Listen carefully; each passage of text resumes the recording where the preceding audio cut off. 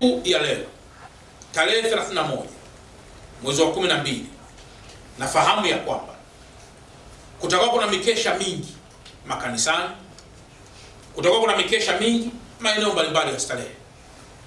Ni watoe wasiwasi wa Tanzania wa Dar es Salaam kwamba endeleeni kusherekea sherehe hizi za mwaka mpya vizuri, lakini kila mmoja katika kusherekea awe balozi mzuri wa neno amani. Zamani tulizoea kusherekea sherehe hizi kwa kupiga mafataki na kuchoma matairi kama sehemu ya shamra shamra. Nadhani tumia nafasi hii kushauri tena kwamba kwa sababu ya vile viashiria vilivyotokea hapo nyuma kidogo, kipindi hiki ni vizuri tukasherekea bila kuleta taharuki ya aina yoyote. Si busara wala si vema tena kusherekea kwa kuchoma matairi, kwa sababu nafahamu ya kwamba matairi hayakutumika vizuri.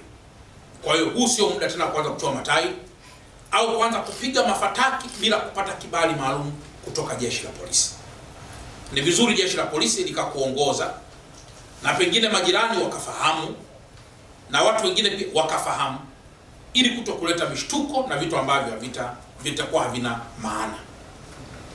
Lakini pia niendelee tena kuwaomba viongozi wote wa dini na wala sio viongozi wa dini kuendelea kutumia siku hii na katika mikesha yetu kuhubiri masuala ya amani kwa Watanzania, kuhubiri masuala ya amani kwa Dar es Salaam, na pengine kuhubiri mshikamano, udugu na masuala mengineyo yanayohusiana hayo.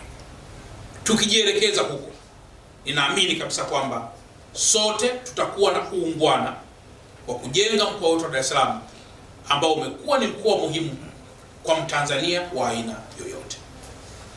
Na siku hii ya leo pia tarehe 31, tunapoendelea kusubiri tarehe 1, leo Mheshimiwa Rais pia katika Twitter na katika mitandao atazungumza na kuhutubia pia.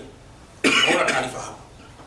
Naomba sana niwaombe wa Tanzania na hasa wa Dar es Salaam wote tuwe wasikivu kusikiliza hotuba ya mkuu wa nchi anapoendelea kutoa mwelekeo wa taifa letu na anapotupa pia neno la heri ya mwaka mpya na namna ya kusherehekea mwaka mpya wetu.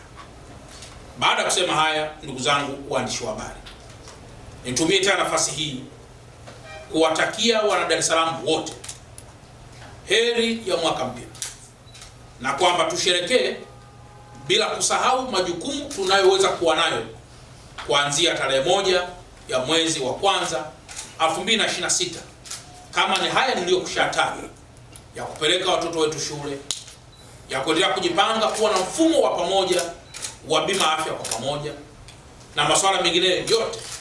Tusherekee bila kusahau wajibu huu, tusherekee bila kuvunja amani, tusherekee bila kunyang'anya haki ya mtu yoyote, tusherekee bila kuleta ugomvi wa aina yoyote, tusherekee bila kuhubiri udini, tusherekee bila kuhubiri ukabila.